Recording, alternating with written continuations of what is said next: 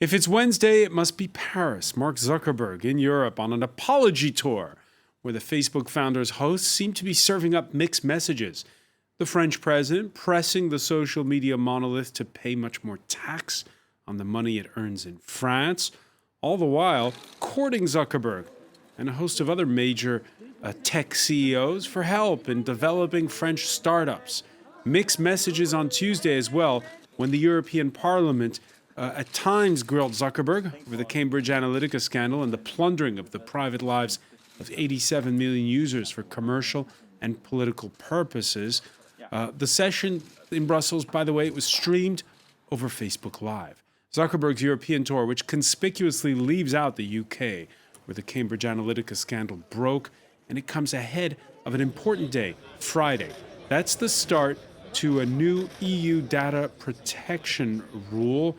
We'll have more on that in a moment. With social media used to amplify or distort political messages from anywhere around the globe, could the tide be finally turning? For that, how do legislators keep up with innovation? Those new EU privacy rules were drawn up 2 years ago, which in digital years can sound like 2 centuries. How does Europe keep up with the times on this one? Today in the France 24 debate, we're looking at Facebook's European charm offensive. And with us, Fabrice Epelboin. He lectures on information warfare at the French Political Science Institute, Sciences Po, co-founder of Yogosha. I'm always pronouncing Yogosha, there we go. Yogosha, which helps corporations find out if they're hackable, right? Absolutely. All right. Also joining us is cryptographer Nadim Kobesi. Hi. How are you, sir? Doing great, thank you. Thank you for being with us.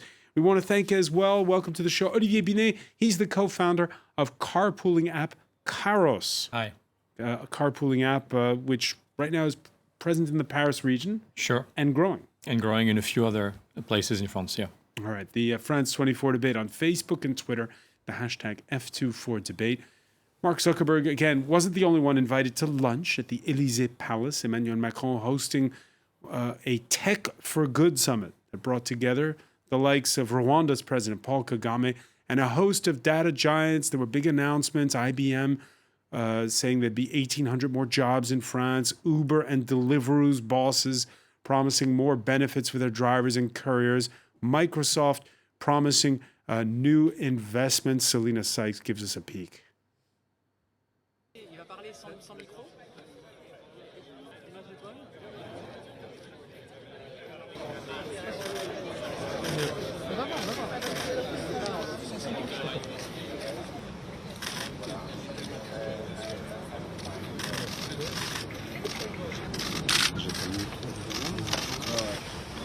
Thank you. Thanks for being here, but as you know, in this world there is no free lunch. So, I wait for you. Some commitments and common commitments. There's no free lunch. In this case, is it a free lunch? Was it a free lunch, Fabrice Epelboin?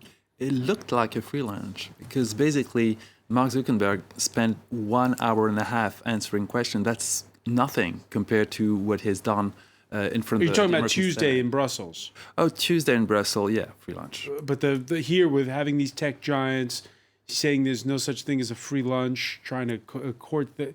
Again, it's the French trying to gain control of the government of what's happening, but at the same time courting these business leaders. I think France and Europe in general have totally lost control of what's happening in terms of technology. All those giants are American. We're building the future on American technology. Europe is building its future on American technology. So therefore, it is some sort of free lunch. All right, we have a late arrival, but I want to welcome Jean-Pierre Larochelle. Thank you. Thank you for being with us, Jean-Pierre Larochelle. Glad to be here. Who is a consultant on all matters digital and the man to blame for the Euro Maestro. Yes. Thanks for being with us. Olivier Binet, do you have that feeling that the French don't have a handle on what's going on, that it's all beyond their control? When you look at those images, what was your reaction? Well, it's clear that, lots of great technologies are developed here in France and in Europe, but we don't have the same type of domestic market as they have in the US, or actually even more in Asia and in China in particular. In my view, what GDPR is doing, right, it's going to be This is those data protection rules. exactly, which is going to come into force on the 25th of May. Will obviously change the way we need to deal with these data. Before I ask you And- about GDPR, Yeah. what were your thoughts when you were looking at those images there of those tech giants meeting with Macron? My view is that we've built a lot of large and nice French and European businesses that have IPO'd on the Nasdaq, etc. But that there is lots to be done still in terms of financing these companies and especially scaling them up after the startup phase in order to build large giants here in Europe and compared to the Americans ones, definitely. So there is lack of political boast in this sense here in France. All right. By the way, GDPR, it's not the new acronym for the former East Germany. It stands for General Data Protection Regulation. It goes into effect across Europe on Friday. Luke Schrago has the story. Look familiar? If you have a smartphone, chances are you'll have seen alerts like this on opening up most of your applications in recent weeks. It's all part of the General Data Protection Regulation, a European Union initiative designed to protect users in a world where more of their data is online than ever before. We really are living in a kind of jungle where we are losing ourselves. For users, the GDPR has 5 areas of interest. They can know how their data is being used, how long it'll be kept, and if it'll be used outside the EU. They can also transfer their data from one service to another or receive it themselves. Moreover, they have the right not to appear in searches, though that's balanced against the public's right to know. Anywhere algorithms play a role in decision-making, those affected can challenge and request human intervention, and all users will be able to contest any violation of rights at their National Information Rights Agency. While there will be a central European body to act as a forum and issue binding rulings, the front lines are at the national level, and any firm anywhere collecting data from Europeans is subject to the rules.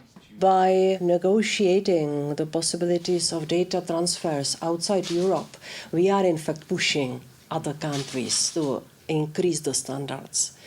We are doing it in the United States. Now I am negotiating with Japan, Korea. We will start talks with India and Brazil. With the regulation meaning users explicitly having to grant permission for their data to be used, companies run a major risk of penalties if they fail to comply, up to 20 million euros, or 4% of their global annual turnover in fines. Hey, Nadim Kobesi, before I ask you about the words we just heard from the European Justice Minister, we've all been getting those alerts the last few days. Have you read any of them? No. I've read some of them in the interest of understanding how the GDPR is being understood by the companies that are forced to adhere to it and how they're communicating those letters. First of all, I don't. Yeah, because everyone, just to explain to people watching us outside of Europe, everybody, no matter what you're using, has been getting these long messages it's from funny. companies saying these time are the new privacy regulations. They're really long. Every time the EU seems to care about user privacy online, all we get is warnings about all les cookies all over the internet. Careful, there's cookies on every website, and careful. So you did read a few of them. It's kind of hard not to after a while. They're sort of everywhere. I think that that this illustrates the larger point. When you get these communications by a service telling you that, oh, there's a cookie here, there's your rights there, the way that Facebook has presented them, at least in my experience on my own Facebook account that I seldom use, but still, is that it's the same as it is always, a giant button that says, continue to share everything, and a tiny button that says, no, let me revise and read even more fine print and deselect the appropriate checkboxes and hidden within that fine print and press next a few times. And hopefully by then, after investing some of my time, I'll have obtained a stronger level of privacy. And I think that by organizing the way that they present their GDPR responsibilities, companies like Facebook are essentially betting on the fact that most people will not read this information. Most people do not read this stuff. And who can blame them? When you go online, whatever it is that you're there to do, you're not there to sit down and have a philosophical debate with Facebook, of all people, suddenly about your information. And this is why I've always, even though I think the GDPR is a net good for sure, without even the shred of a doubt, it is a responsible, well thought out, in my view as a technical person, well thought out implementation of many rules that legitimately give the EU the opposable thumb that it needs to actually grab things when it comes to the internet, when it comes to these regulations, when it comes to these companies. At the same time, I've always said that the ultimate solution to these things will lie in how we approach the underlying protocols for communicating information on the internet. So when you sign into your Facebook account, you're using a very standard protocol known as TLS or HTTPS, where you see the lock in your browser, that's HTTPS.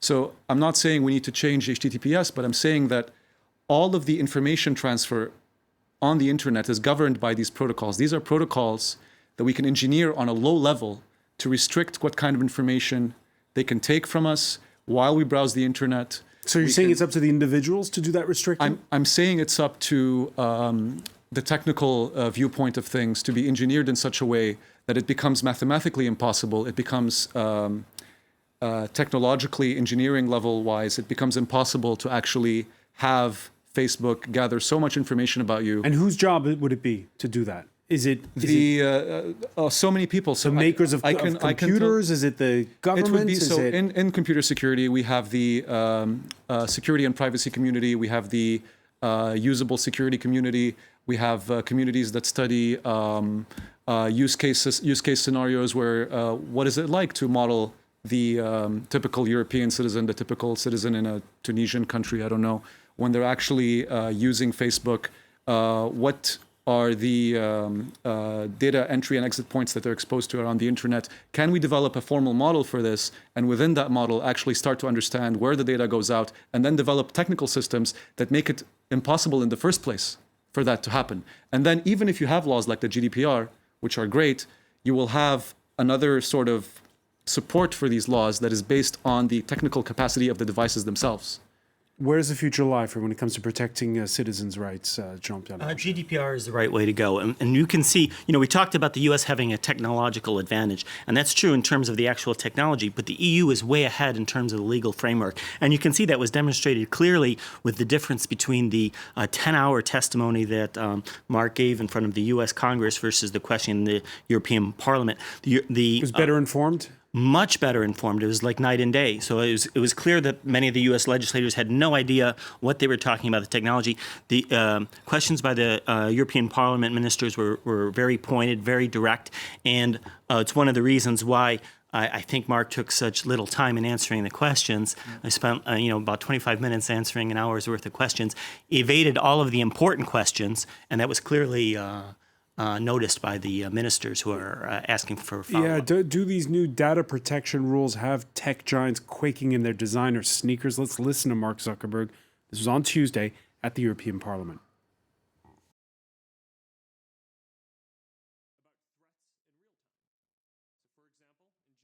Before the 2017 elections, we worked directly with at the heart of Europe's new data protection law, the GDPR, are three important principles: control, transparency, and accountability. And we've always shared these values and given people the ability to control what information they share and who they share it with. And now, we're going even further to comply with these strong new rules. Hey, he likes it. Is that good or bad, the fact that Mark Zuckerberg likes the new rules? A testimony to the strength and value of this is that he says right after that he's implementing those rules worldwide. So it's not just to EU citizens, which was required by law, but to everyone in the world. So when we heard the Justice Minister, the European Justice Commissioner, in that report saying, we think that this is such a great model that others are going to copy us, she's right? She's right. But in any case, from a business standpoint, in my view, she's right, because all these tech giants and actually all companies involved in digital worldwide need to be very scalable. I don't see Facebook and Amazon and the likes to have very different approaches country by country. So that's why these GDPR standards, even though they're not up and running in China or in the US, will be at some point complied with also in these countries. Does it kill your business model? After all, we live in an age, right, where where you make money, it's not through harvesting coal or steel or oil, it's through harvesting data. And if there are the restrictions, the likes of which Nadim is touting, does that make it tougher to have a ride-sharing app? Actually, GDPR for us is great because it's a great way for us to show that we are not using personal data to monetize it in order to make a business out of it. We are actually using personal data for the public good, because when you know correctly where people are going, on what route, what's their itinerary, their trip time, and you can predict their needs, you can actually match them automatically. But it'll be up to commuters to come to you in that case. It won't be used like putting out targeted ads to potential users. No, but this way, because we can actually kind of transform these empty car seats into kind of public transportation systems, we're acting like a public transport operator, and we're actually selling our technology to local authorities, exactly like a Transdev or a Keolis would do with buses and trains, right? So our business is B2B, and because we're actually using all this personal data for public transport, you can imagine that our clients, local authorities, regions, cities, definitely want us, in any case, GDPR or not GDPR, they want us to comply by the rules that you need to be accountable, you need full transparency, and you need to collaborate with your users. GDPR, I want Fabrice Epelboin's verdict on GDPR, but we have to take a quick break, so stay with us. I totally agree with that. Stay with us. We'll be right back. You're watching the France 24 debate.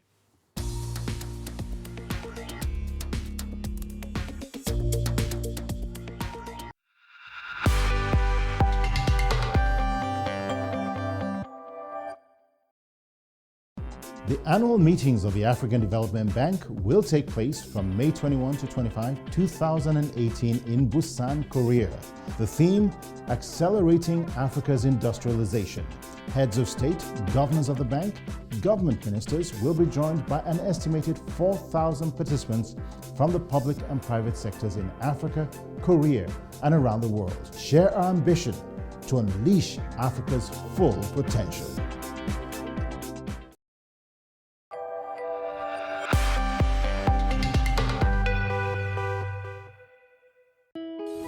Sur France 24, la nuit, on est très fiers d'accompagner les Amériques dans leurs soirées, de voir l'Asie se réveiller, et on est là jusqu'à ce que Paris s'éveille. France 24 es más que solo noticias. Es libertad, igualdad y actualidad. Nosotros damos un paso más allá, con información al momento para analizar, comprender, poner en perspectiva y debatir. Sur France 24, l'Afrique c'est chic.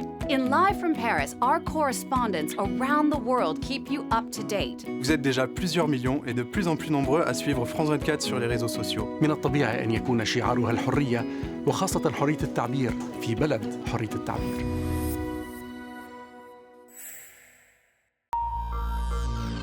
Welcome back. Before we resume the France 24 debate, let's first tell you that we have a prime minister in Italy. The unknown Giuseppe Conte, a Florence law professor, overcoming the misgivings of Italy's president. Let's cross live now to correspondent Josephine McKenna in Rome. 11 weeks of coalition building are over, Josephine. Indeed, and what a strange choice this is, Francois. Giuseppe Conte, the lawyer that has had no political experience, he's not an MP, he's never been even a local mayor, and President Mattarella has asked him to go away and put together a government and come back to him with a list of ministers. Come back with a list of ministers. How quickly could we have a government? Well, this could happen very quickly because, as we know, the Northern League and the Five Star Movement have been working day and night on their agreement, their government contract. They have put in place a list of ministers, including what looks like it will be Matteo Salvini, who wants to be the Minister for the Interior, and the head of the Five Star Movement, Luigi Di Maio, who wants to be in charge of the work and development, economic development portfolio. We could see them report back to the president within a couple of days, and it's likely we're going to see a vote of confidence in the parliament as soon as Tuesday or Wednesday next week. More with you, Josephine McKenna, in our upcoming editions. Thanks for that. A live update on this breaking news. More with Laura Cillier at the top of the hour here on France 24.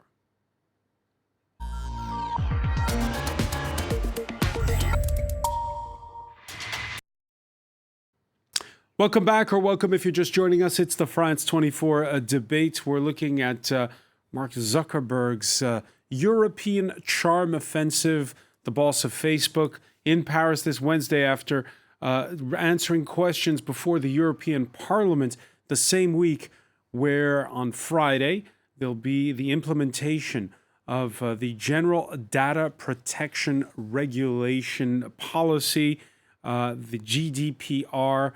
2 years in the making, new rules that regulate how user data is handled throughout the 28-nation bloc. With us to talk about it, Fabrice Appelboin, who teaches at the French Political Science Institute, Sciences Po, Jean-Pierre Larochelle, digital consultant and who curates the Euro Maestro blog, Olivier Binet, co-founder of the carpooling app Caros, and cryptographer Nadim Kobesi. Welcome back to all of you. Fabrice Appelboin, you were telling us just before the break, consensus it is around this table. These new rules are good? For once, we have a total consensus. I mean, everybody here agrees on the fact that this looks like a great law, and this could be, for the very first time, Europe leading the way toward a better internet. What does it tell you, the fact that this was drawn up 2 years ago, long before there was a Cambridge Analytica scandal? Well, the Cambridge Analytica scandal dates, it's been revealed 1.5 years ago already. So we knew that something was fishy on Facebook 2 years ago. And some MPs at the European Parliament knew already that something was going really fishy with Facebook. And Cambridge Analytica came first in The Guardian 1.5 years ago, and now in the New York Times 2 days ago, we hear about another scandal with another firm coming from Israel who was meddling also with Cambridge Analytica in order to gain social control using Facebook and using the exact same tactic we have witnessed during Trump's election. So basically, social media is being used and has been used for several years at least as a real evil way to poison our democracies, and probably also in non-democratic state. We heard Nadim Kobesi in part one of our discussion saying this bill is good, but it's not enough. Someone who agrees with that view is Green member of the European Parliament, Jan-Philipp Albrecht. He's the MEP's rapporteur for the General Data Protection Regulation. It has to be enforced very consequently strict by the authorities, especially with Facebook as one of the bigger companies. But I also think that we need to regulate more on market power of Facebook, for example. Splitting off Facebook from WhatsApp or Facebook Messenger is an option after tonight, because that was one of the questions where Mark Zuckerberg had no real answer on. Do you agree with that, Jean-Pierre Larochelle? Oh, absolutely. I mean, it was asked twice during the European Parliament. So we have two party groups in the European Parliament, both in favor of some kind of splitting up of Facebook. Because let's just remind viewers, Facebook owns, obviously, Facebook Messenger, WhatsApp, but also Instagram. Yeah, also Instagram, yeah. So they're a key player. I mean, they have over 1 billion users. And the thing that they're collecting data on is they collect data not only on their users, but they also collect data on non-users, so-called shadow profiling. And they're also collecting data that a lot of people don't realize that they're collecting on third-party sites. So even when you're not using Facebook, they're collecting data and keeping profile. And that's the type of questions that Zuckerberg refused to answer at the European Parliament. So can Jan-Philipp Albrecht get his wish? Can there be a breakup of Facebook? I mean, who would do it? Well, the European Parliament, just a few years back, I guess it was in 2014, they had called for an investigation into Google being broken up for monopoly reasons as well. And that did spur an acceleration in the investigation against Google, which ended up resulting in a $2.7 billion fine against Google. So there has been real teeth in the EU's policies towards breaking up monopolies, either getting concessions or huge fines, much more so than on the American side. The problem is we're talking about a social network, Nadim. And the thing about a social network is if you break it up, I mean, if we're all friends around this table, we all want to be on the same social network, right? I'll answer that, but just one moment before I do, because I wanted to clarify something. It's not that I think that the GDPR is not enough as a legislative offer. I think that it does. I think to me it's exceeded expectations, at least as a technical point of view. But what I would like to say is that we need to have a multi-pronged approach. We need to have a legislative approach and we need to have a technical approach. And this is in line with what the fellow guests have been saying today. Because if you look at the questions that Mark Zuckerberg was asked and the ones that he answered, there is a huge effort from his part to avoid answering the question of shadow profiles, which includes instances of people signing in to Facebook in 2015 and using the same browser for 3-4 years since then, and being tracked all over the internet, full stop, ever since doing that, or the vast majority of the internet. This is why I think that we need a technical approach to this as well. The current, to be very general, just the current systems that underlie the way that internet works allows this to happen. We can fix this on an engineering level, same way as you can put a vent and prevent solid objects from going through. And what about the solution that was proposed there to break up Facebook? I think that the reason why I like the GDPR is because it gives legislatures new tools with which to grasp the issue. And I think that the question of breaking up Facebook as a monopoly might seem, at least to me as the technical guy on the panel, largely a way to tackle this using the old tools. I simply cannot assess how relevant that is. And personally, my intuition is that it's not very relevant. There has been a lot of efforts, concrete efforts, to get Facebook, to get competitors to Facebook that sort of like enforce this decentralized approach. So Mastodon is this decentralized Twitter, and there's a bunch of other decentralized Facebooks, Diaspora, and even newer ones. Diaspora is kind of old now. They never seem to work because even hardcore open source, free software, free internet efforts such as the Signal Messenger, one of the best secure messengers out there, still prefers a centralized approach because, and they make the reasonable argument, people want a centralized service. They want to be able to connect to everyone else on that service. I think that we need to, to use the very simple example that I'm sure my technical peers will roll their eyes at. Sorry, everyone. To put a vent to prevent the solid objects from going through on the low level, on the sewage level, on the Windows level, and only have the air go through. I think that we can fix this on an engineering level by having better systems, better protocols that analyze things locally before they even leave our computer. This is the approach we've had for end-to-end encryption, for all of the secure systems that we've built. We can develop with sufficient modeling, with sufficient usable security and privacy research. We can get there, I think, and that is a good thing to complement very positive legal approaches such as the GDPR with. All right, that's the engineering perspective. What about the business perspective on all of this? From a business perspective, I wouldn't advocate for splitting any business, in my view, because, Facebook is a great business success and you need to live by it. But we kind of would like, but you're a French guy, right? We kind of would like to see a European answer to all these companies. You remember for all those years they tried to get a European answer to Google. That hasn't happened. Sure. Let's develop other things where Google and Facebook are not yet. Why does it never seem to take off, though? Probably that's another story. But in terms of splitting or not, my view is that we should actually push them to comply by the rules. And actually, we just changed the rules. The shadow profiles are a great example. It lacked transparency, basically. So as a user, you want to know exactly what data you're giving, and how this data is used and where this data is going.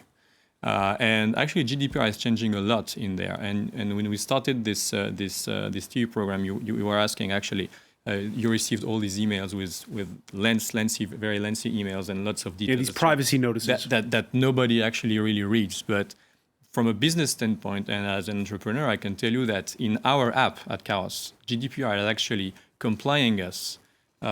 pushing us to comply by the rules, which means actually showing in our parameters exactly what kind of data we are using. And we need to move from an opt-out an opt-out system where actually you opt in automatically and you can decide to opt out, to an opt-in system where actually you need to agree and officially agree a positive action to agree to provide this data. The problem is we're talking about two completely separate issues. One is the set of issues involving privacy and transparency, which the GDPR is going to address.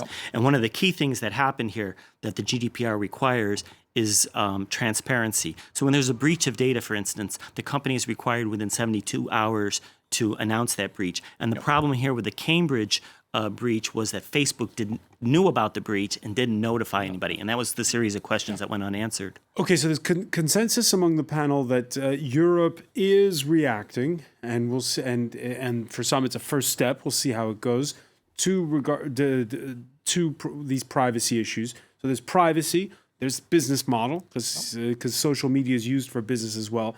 There's a third aspect, which is politics.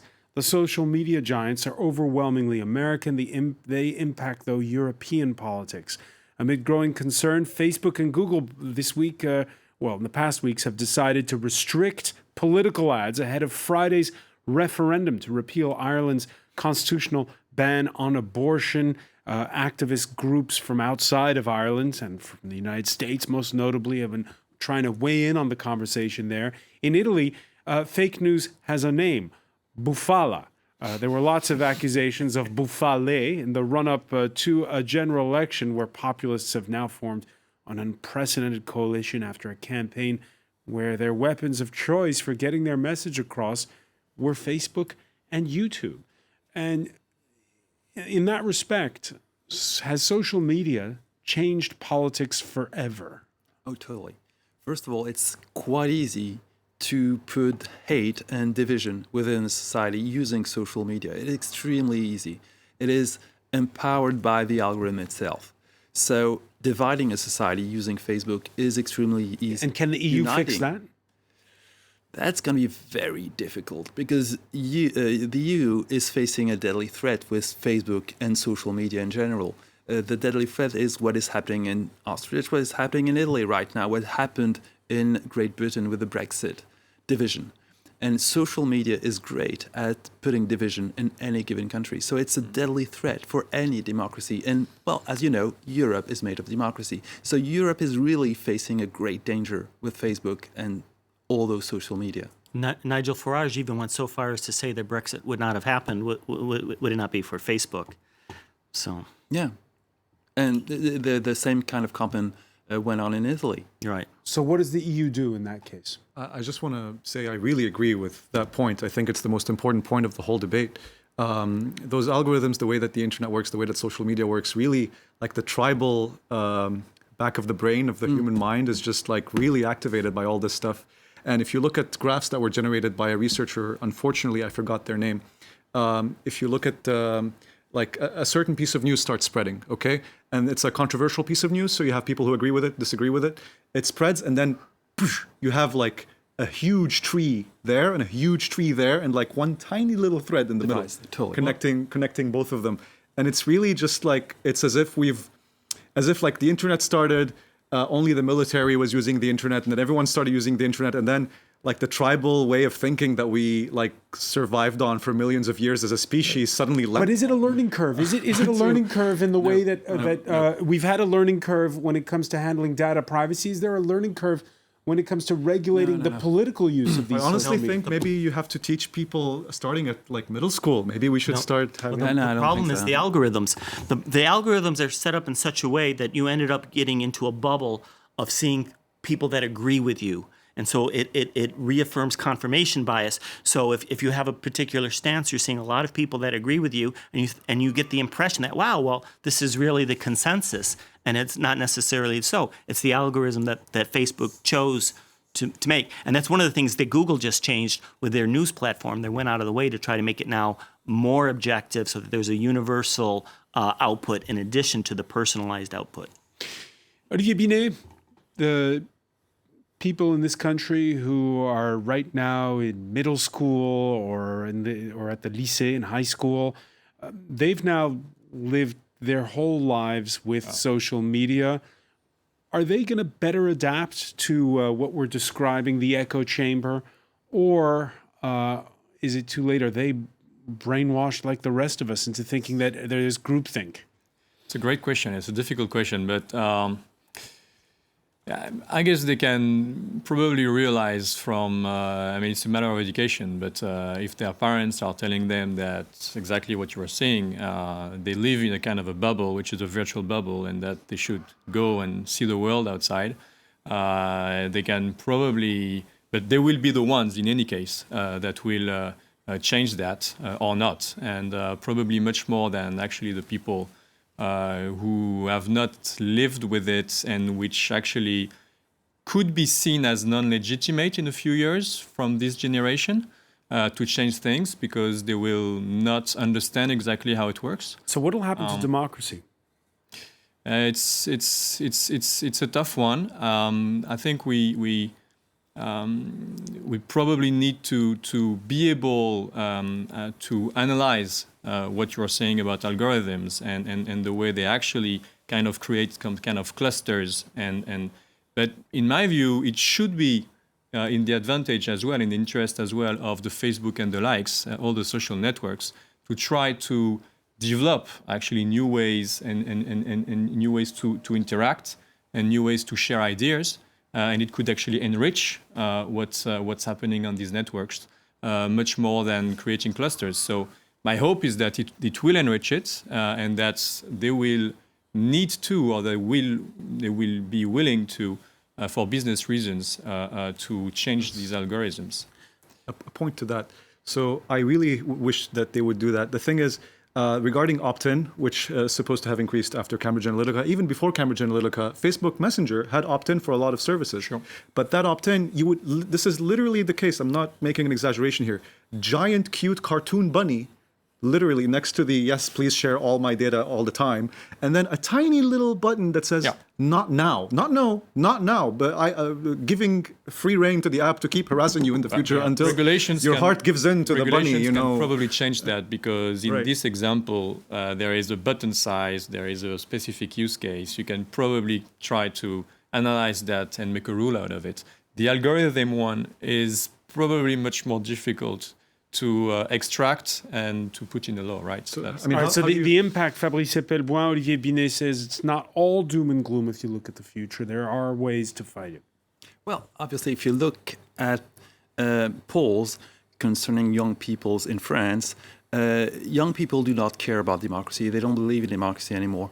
The only one who believes in democracy in France are old people like us.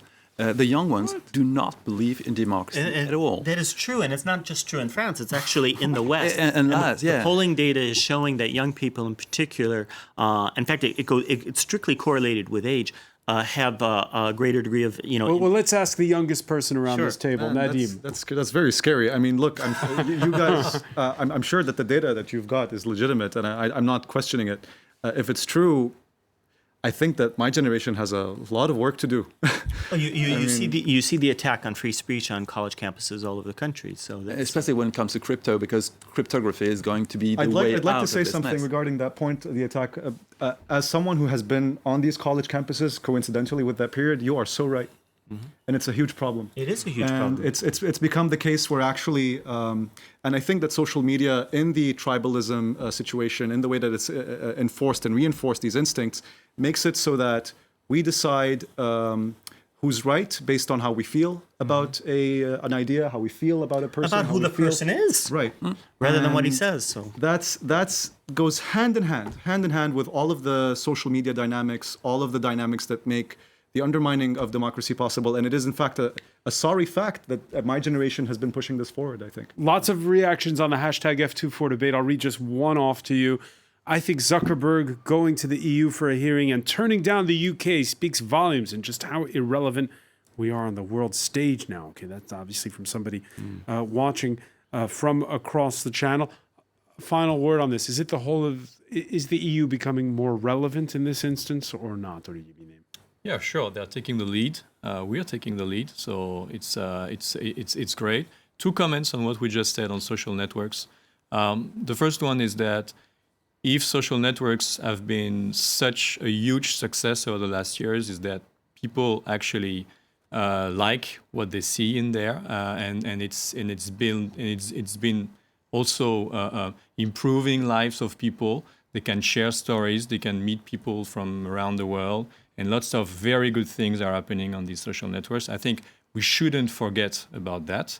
And second, fake news and problems like Cambridge Analytica and others are obviously threats for Facebook. So my view is that Facebook is making a lot of money, there's a lot of financial means, and it's in their interest, actually, to solve these problems. So I don't know if they will, but it's I'm in their pretty interest, sure, is what you're arguing. And we're gonna have to leave it there. Olivier Binet, I want to thank you. Fabrice Epelboin, Jean-Pierre Larochelle, Nadim Kobesi. Stay with us, though. It's a seamless transition to Media Watch.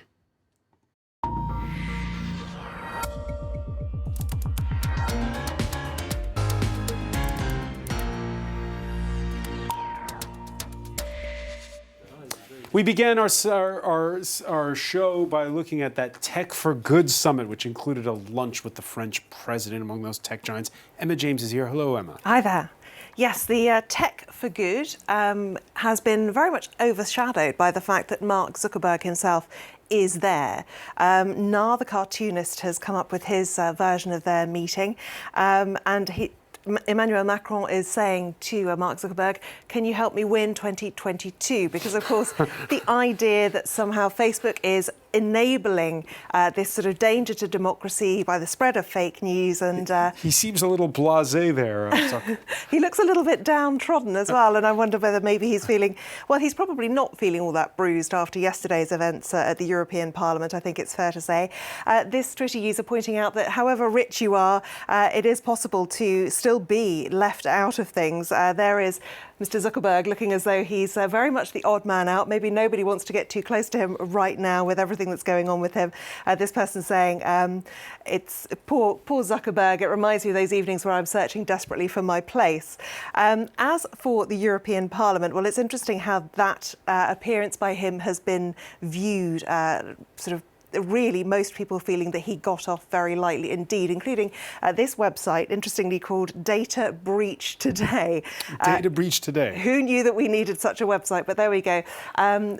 This gives it the thumbs down, saying that basically it was a frustrating flop, lasted only just over 90 minutes, and he basically recycled the material that we heard when he was in front of US Congress. Gizmodo says that he played the Parliament for fools, and they're very angry about it, which is kind of backed up by Guy Verhofstadt, who's tweeted this: how do you want to be remembered, as one of the three internet giants together with Bill Gates and Steve Jobs, or as a failed genius who created a digital monster destroying our democracies? So very strong stuff, and certainly a lot of European parliamentarians very upset that they really feel he didn't address the key questions yesterday. Now back to Tech for Good, which is today's big summit in Paris. It's all part of Emmanuel Macron's move to make France the go-to place for technology. How is it being seen? Well, it does depend where you look. La Tribune is a French publication which says that Macron's been accused of serving the soup to the American net giants. It is a wonderful French expression, which basically means, yes, kissing up to. He's basically going to give them whatever they want because he wants them to invest in France. And what they point out is that a lot of French technological important people have been actually left off the guest list for this one, because he'd rather really kiss up to those Americans than get the French important figures in on this. Voice of America, though, takes a very different tone. France's Macron takes on Facebook Zuckerberg in technological push. But is there really any evidence that he's actually going to take on Mark Zuckerberg? Well, probably not, I think it's fair to say. The Guardian too talking about the issue of tax and how much tax Facebook pays and the way in which it tries to avoid it. They're very much focusing on Macron sort of going for the jugular. We don't know exactly what's been said in that meeting. Hopefully we will find out at some point. Libération, though, the left-leaning newspaper, goes with this headline, which is, don't confuse, this is an opinion piece written by two charity workers, I should point out, don't confuse being in the general interest or the greater good with the generation of interests, or in other words, profits. And that what they're saying is that tech for good, really, you can't, it's a bit confusing to be talking to people who want to make money, or as they put it, all they care about is good for me, about things that are actually for the general interest. And really, if Emmanuel Macron wants to talk about that, then he should be talking to people like them, not those who are basically getting something out of it. And when you look at the hashtag Tech for Good, which has been trending all day, it kind of bears out because no one's really saying anything very enlightening. You've got Intel pushing their own CEO's comments. You've got Google Europe talking about how it's going to invest. It's an opportunity for these firms to basically promote themselves. So it is an interesting time. New York Times has been looking to at the fact that Macron vowed to make France a startup nation, but they say it's got some way to go before it can catch up to London, even with Brexit. All right, many thanks for that, Emma James. I want to thank our panel once again. Thank you for joining us here in the France 24 debate.